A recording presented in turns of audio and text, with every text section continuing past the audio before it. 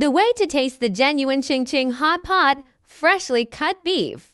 Put the freshly cut beef into the boiling butter hot pot and cook it for 45 seconds. When you see the color of the beef change, at this time, the beef has absorbed enough soup from the hot pot, and the taste is tender and spicy. Then put it into the pre-prepared sesame dipping sauce, and the flavor will be even richer.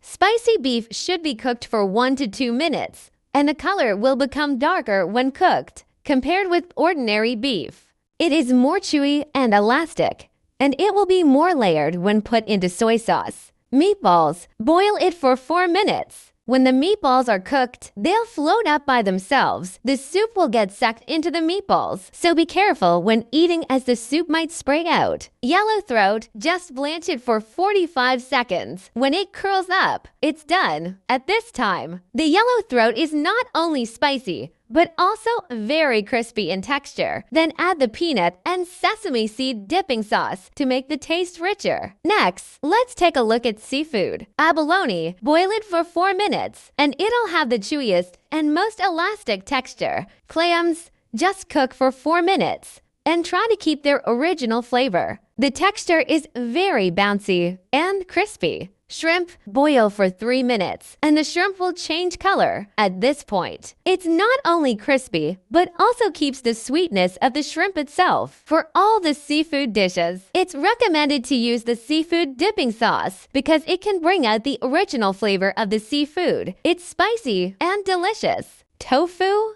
just cook it for 2 minutes. The texture is fine and tender. It's soft and fresh, with a hint of spiciness. Dip it in the sesame oil dipping sauce. It melts in your mouth right away. Tofu sheets. It only takes 30 seconds, and you'll see many bubbles on the surface of the tofu sheet. At this time, the tofu sheets are soft and glutinous. Dip it in the sesame oil dipping sauce, and the taste is full. Mushrooms. Put them in the pot for 5 minutes to absorb the full soup from the hot pot. Dip it in the sesame oil dipping sauce, and it has both the spicy taste and the unique aroma of the mushrooms.